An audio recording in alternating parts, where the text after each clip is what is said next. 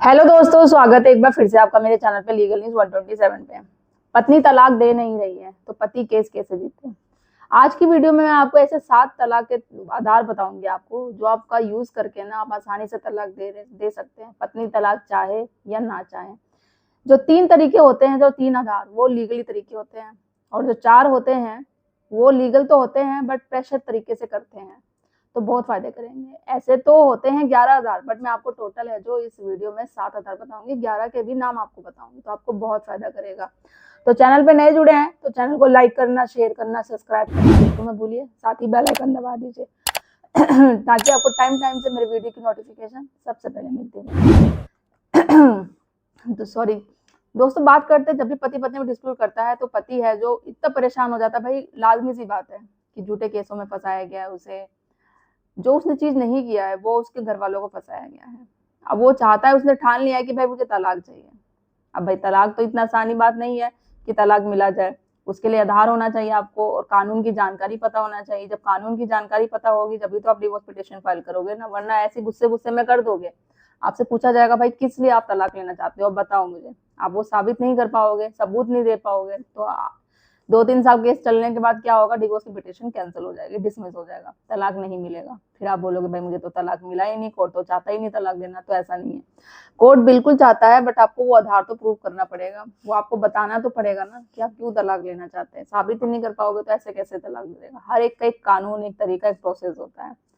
तो बात करते हैं, देखो ऐसे तो जो मैं आपको नॉर्मली बता दूं, जो 11 पॉइंट होते हैं आधार लेने के, जैसे एक क्रूरल्टी हो गया, अडल्ट्री के बेस पे, रजर्शन के बेस पे, आपका जो धर्म प्रवीतन होता है, मेंटल जो जिसे डिसऑर्डर कहा जाता है वो हो गया, और जैसे एक कोढ़ की कोई बीमारी होती है, जो ऐसा रोग जो कभी ठीक ना हो, इस आधार पर भी आप तलाक ले सकते हैं।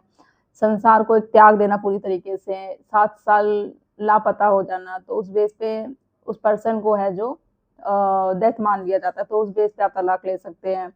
जुडिशियल सेपरेशन, जैसे मैंने कहा सेक्शन 10 का 2 साल से अधिक हो रखा है, तो और डिग्री ऑफ सेक्शन 9 की, सेक्शन 9 का भी केस करने से आपको तलाक मिल जाएगा। अब वो कैसे मिलेगा, 1 बाय 1, ये तो मैंने आपको 11 बता दिए पॉइंट जो आधार होते हैं आपके पास। अब मैं इसमें आपको 7 इंपॉर्टेंट आधार बताऊंगी, डिस्क्राइब करूंगी। अगर आप लोग मेरी वीडियो फर्स्ट टाइम देख रहे हैं, आपको नहीं पता है तो ध्यान से सुनिएगा, नहीं समझ में आता तो दोबारा एक बार सुन लीजिएगा। और आप जैसे लोग जो पीड़ित हैं, आपके फ्रेंड सर्कल में, रिलेटिव में, वहां तक वीडियो शेयर जरूर करें ताकि आप जैसे लोग उनको भी हेल्प मिल सके। तो होता क्या है, देखो फर्स्ट जो हम करते हैं, डिवोर्स की पिटिशन फाइल कर देते हैं। अब वो किस आधार पर, क्रूरल्टी की, पत्नी ने तो आप पे इल्जाम डाली है कि वो क्रूरल्टी पति कर रहा है, घर वाले, बट होता आपके साथ भी है, बट वो आपको आगे दिखाना पड़ेगा कि क्रूरल्टी आपके साथ हुई है।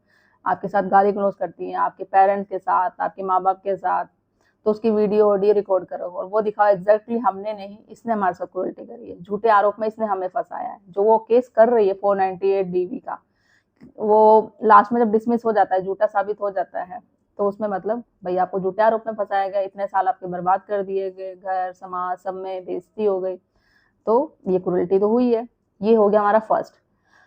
सेकेंड हो गया जो हम सेक्शन 9 का केस करते हैं, मतलब जब पत्नी घर छोड़ के चली गई, वो नहीं आ रही, आप तो घर बसाना चाहते हैं, आप उसे बहुत कोशिश कर रहे हो, कॉल की, मिलने की, नहीं रिस्पॉन्स कर रही है, आपने फिर क्या किया, फिर सेक्शन 9 का केस किया। सेक्शन 9 का केस नॉर्मली किया जाता है कि पत्नी को वापस बुलाने के लिए, पत्नी भी करती है कि वापस ससुराल जाने के लिए, दोबारा घर बसाने के लिए। हो गया, केस भी हो गया, नोटिस भी गया, कोर्ट ने ऑर्डर भी दिया कि आपको घर जाना है, ससुराल जाना है।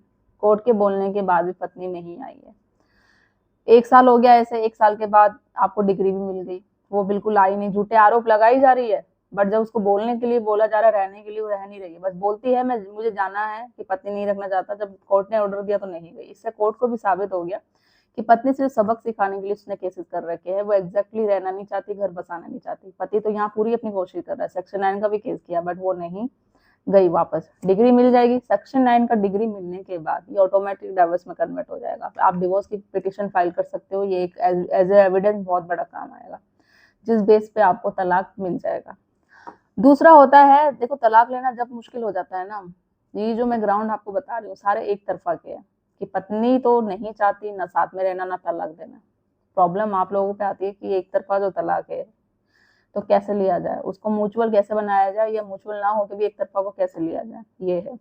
अब जब एक साथ पति पत्नी रहते हैं ना एक ही छत पे, फिर तलाक लेना बहुत बड़ा टास्क हो जाता है। ठीक है, कि साथ में रह तो रहे हैं बट पति पत्नी का कोई संबंध नहीं है। वो छोड़ना नहीं चाहते, क्यों? क्योंकि वो चाहती प्रॉपर्टी में हिस्सा लेना, कि मैं नहीं चाहती हूँ। तो उस स्टेज में आपको क्या करना है, जब 2 साल से ऊपर का सेपरेशन हो गया है, पत्नी साथ में रह रही है, नहीं रह रही है, तो आपको सेक्शन 10 का केसेस करना है, जिसे हम कहते हैं जुडिशियल सेपरेशन, जिस आधार पे आपको तलाक मिल जाएगा। 2 साल से ऊपर हो गया है, आपको कोर्ट में दिखा देना पड़ेगा कि हमारा कोई पति पत्नी का रिश्ता नहीं, कोई नहीं है, 2 साल से अधिक ही हो गया, तो उस आधार पे आपको सेक्शन 10 का केस करना है। इसके बाद होता है जो हम करते हैं कि फोर्थ, ये तो 3 मैंने जो लीगल तरीके बता दिए आपको। जो चौथा बताऊंगी आपको, ये बाकी 4 वो भी लीगल तरीके, बट प्रेशर करेंगे पत्नी पे, जैसे वो आप पे प्रेशर करती है ना, आप पे आपके घर वालों पे, आपको भी करना है। अगर आप पे करती है आपके पेरेंट्स पे, आपको बुरा लगता है ना, तो आप भी करो। आपके पास भी राइट्स, आपके पास भी कानून है, बस आपको जानने की जरूरत है। वो कैसे करना है? फॉर डोमेस्टिक वायलेंस केस करना है आपको। अब आप बोलेंगे हम कैसे डोमेस्टिक वायलेंस केस कर सकते हैं? आपको केस नहीं करना, आपके घर में माँ है, बहन है, तो वो डोमेस्टिक वायलेंस के जो घरेलू हिंसा का होती है, हर एक लेडीज के लिए होता है। आपकी माँ वो भी घर की बहू है, बेटी वो भी घर में रहती है, उसका भी अधिकार है। तो बहू भी सास के साथ, अपनी नंदों के साथ घरेलू हिंसा करती है, उन्हें गाली गलौज करती है, मारती है। तो आप अपनी माँ बहन की तरफ से भी घरेलू हिंसा का केस करा सकते हो। जब उस पर होएगा ना, जब वो कोर्ट के चक्कर काटेगी, तो देखना फिर कैसे सबक मिलेगा उसको। इसके अलावा है सेक्शन 3 का केस, जिसे हम डावरी प्रोविजन एक्ट कहते हैं। इसमें होता है दहेज लेना, दहेज देना, दोनों अपराध होता है। अब पत्नी ने कहीं ये बात बोली है कि भाई इन्होंने डिमांड करी थी और हमने दहेज दिया है, ये क्या है? मतलब वो एक्सेप्ट कर रहे हैं कि हमने दहेज लिया है। तो सेक्शन 3 में मेंशन है दहेज देना दोनों अपराध है। अब आप ये भी क्वेश्चन आएगा, भाई हमने भी तो दहेज लिया है। आपने दहेज लिया है, उन्होंने जो दिया आपने गिफ्ट के बेस पे दिया। आपने ये नहीं बोला कभी कि मैंने दहेज लिया है आपको, और ये कभी बोलना भी नहीं है। अगर आप वीडियो फर्स्ट टाइम देख रहे हो तो ये बात ध्यान रख लो। उन्होंने जो चीजें दी आपको बोला हमने तो गिफ्ट, उन्होंने शादी करी अपनी लड़की की, जो गिफ्ट में हमें सामान दिया हमने वो एज ए गिफ्ट रखा है। वो लोग बार बार बोल रहे हैं कि हमने दहेज दिया, हमने इतना खर्च किया, ये किया, वो किया है। तो भाई उस पर आप सेक्शन 3 का केस लगा सकते हो डावरी प्रोविजन एक्ट के थ्रू। नेक्स्ट है हमारा 6 मानहानि का केस, जिसे कहते हैं सेक्शन 500 आईपीसी के तहत कर सकते हैं। झूठे केसों में फंसाना, आपको सब कुछ कर दिया है, आपकी बदनामी कर दी है, घर समाज इज्जत, ऑफिस में भी पूरा आपका समाज वो हो गया, भाई आपकी मान को हानि पहुंची है, तो आप भी तो उसकी करोगे ना। तो इसमें आपको करना है केस, 2 साल की सजा होती है। और इसके साथ साथ क्या होता है, ये जो मैंने आपको बताया था जो सेक्शन 3 का, इसमें क्या होगा, अगर आप केस करते हो ना, सजा 5 साल की होती है, साथ ही साथ फाइन आप 15,000 का भरना पड़ता है। और मानहानि के केस में 2 साल की सजा होती है विद फाइन होता है। नेक्स्ट होता है हमारा मोस्ट इम्पोर्टेंट, टारगेट करना है वाइफ की सपोर्ट पर्सन को।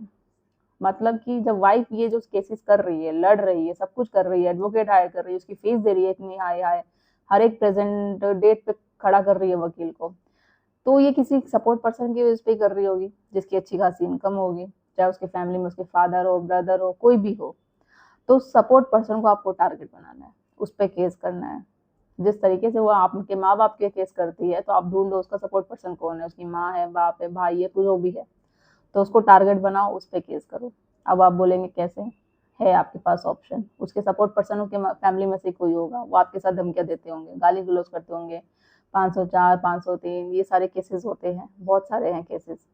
डिमांड धमकियां देने के लिए भी है केसेस, मैंने ऑलरेडी इस पे वीडियो बना रखी है, मेरे चैनल पे जाके देखो, आपको डिटेल्स में मिल जाएंगे। जो सेक्शन 9 से 12 धाराएं हैं जो मैंने बता रखी है, डिटेल डिस्क्राइब कर रखी है, तो वो चीजें करो, उसको टारगेट बनाओ, उसके सपोर्ट पर्सन को देखना, फिर वो भागती भागती आएगी आपके अकॉर्डिंग। आप चाहोगे ना, जैसे वो मना कर रही थी मेरे को तलाक नहीं देना, ना साथ रहना, अब वो साथ तो रहना नहीं चाहेगी और ना आप रखना चाहोगे, क्योंकि आपने तो मन बना लिया है कि भाई मुझे तलाक लेना है, तो आप फिर तलाक देने के लिए रेडी होगी जब आप ऐसा काम करोगे तो।